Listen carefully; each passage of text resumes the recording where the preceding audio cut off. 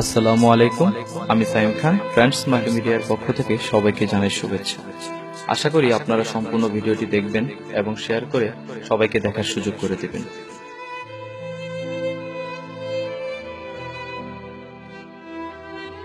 আজ আমরা আপনাদের পরিচয় করে দিব সুহেল ভাইয়ের সাথে।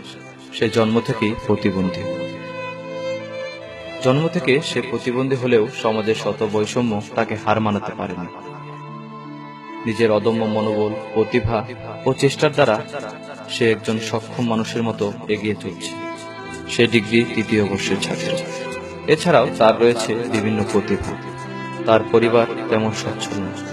মাত্র কয়েকটা টিউশনি করে তার স্ত্রী সন্তান নিয়ে কোন রকমের জীবনযাপন করছে সে।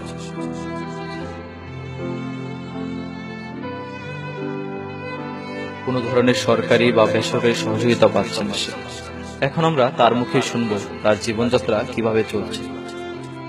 আসসালামু আলাইকুম, আমি মোহাম্মদ সোহেল রানা, গ্রাম কাচিনা, থানা বালুকা, জেলা ময়মনসিংহ।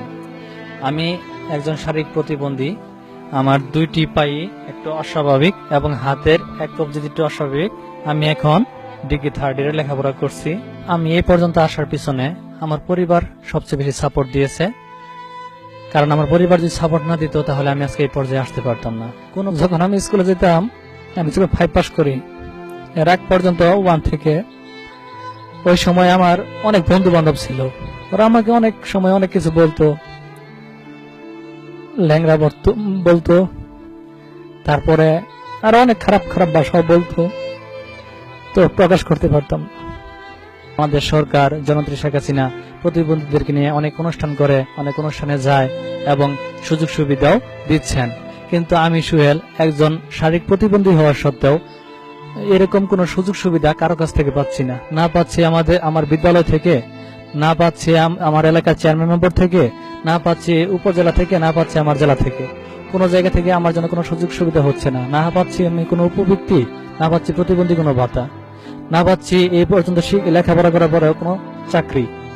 তো আমার জীবনটা কোনো স্থায়ী একটা কোনো সুযোগ সুবিধার মধ্যে পড়ে নাই।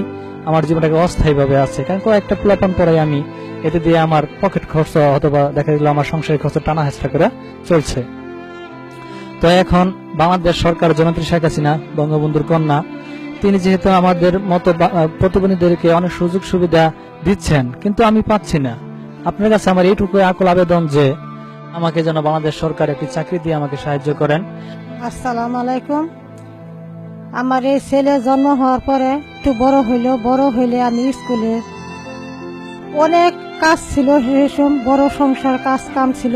আমি ডেকিতে বাড়াবেন না, পাথরে মুজ দেখতে, তারপরে আমার ছেলের লেখাপড়া আমি বিরতি রাখি না। কিভাবে লেখাপড়া করান যাব, কিভাবে স্কুলে নেওয়া যাব, আমি নিজেই হেসম এলাকায় কোনো মহিলারা স্কুলে যায় নাই। প্রাইমারি স্কুল পর্যন্ত লেখাপড়া করাইলাম কুলে কইয়া, পরে হুইল চেয়ারটা গেল, তারপরে মাদ্রাসায় গেল। সে সময় আবার আমি যেতে পারছি না, পরে সাইকেলে নিচে চড়ে গেল, পরে গেল কলেজে সাইকেলে উপরে চড়ে ছোট সাইকেল কিনা। তো এইভাবে আমার ছেলে লেখাপড়া করছে। আল্লাহ রহমতে এখন ডিগ্রি 3rd ইয়ারে আছে, বউ আছে, মেয়ে আছে। আমার একটা নাতিন হয়েছে, 3.5 বছর বয়স হয়েছে। এখন ওর বাবার বয়স হয়ে গেছে 60 বছর, আমার বয়স হয়েছে 50 বছর। কোন সম বাবা মারা যা, কোন সম মা মারা যা, আঙ্গর সংসার তেমন একটা সচ্ছল ভাবে চলে না। তাহলে এই ছেলে তার মেয়ে লয়ে তার বউ লয়ে কিভাবে চলবো, কি করব। তাহলে আমি বাংলাদেশ সরকারের কাছে আমি একটা সহযোগিতা, একটা সরকারি চাকরি আমার ছেলের জন্য চাই। অনেক কষ্ট করে আমার ছেলেরা আমি ডিগ্রি পর্যন্ত লেখাপড়া করেছি। আমার ছেলের অনেক কষ্ট হয়েছে, আমারও অনেক কষ্ট হয়েছে, তার বাবারও অনেক কষ্ট হয়েছে।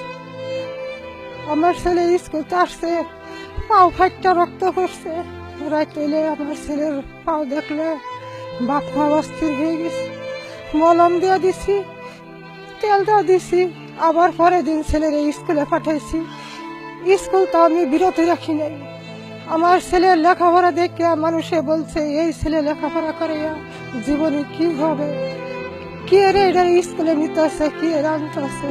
আমি তাও বলছি যে আমার ছেলে প্রতিবন্ধী হোক, তবে আমার ছেলের চোখ দেখি আল্লাহ পাক নাকি খোলা রাস্তা দেয়, আমার ছেলে ভবিষ্যতে নাকি আগে যেতে পারে। তো শেখ হাসিনা, শেখ মুজিবের মেয়ে শেখ হাসিনা, সে প্রতিবন্ধীকে অনেক সুযোগ সুবিধা দিচ্ছে, কারণ টিভিতেও চ্যানেলে দেখতেছে। তবে আমার ছেলেরও যে ভবিষ্যতে এইরকম একটা চাকরি সরকারি শেখ হাসিনা দেয়, ভবিষ্যতে যে আমরা আমাদের পরিবার নিয়ে আগাইতে পারি, শেখ হাসিনার কাছে এই কামনা আমি করি। এখন আমরা কথা বলবো সোহেল ভাই আর ওয়াইফের সাথে। আচ্ছা ভাবি, আপনার এই যে সাংসারিক জীবনে আপনি কি প্রবলেম ফেস করছেন, আপনি কেমন সংসার কেমন যাচ্ছে? আমি আমার স্বামীকে নিয়ে অনেক সুখী আছি, অনেক ভালো আছি, অনেক সুখী আছি। এখন মানে সরকারের কাছে একটাই আবেদন, আমার স্বামী শারীরিকভাবে সমস্যা, হ্যাঁ এর দূর লেখাপড়া করে এর দূর আসছে, সরকারের কাছে একটাই আবেদন, আমার স্বামীকে একটা চাকরি দেওয়ার আবেদন করা হোক। এটাই আমার কাছে আশা, আমরা বাচ্চা প্রবণ স্বামীকে নিয়ে একটু সুখে করতে পারি জানি, এটাই আমার সরকারের কাছে আবেদন।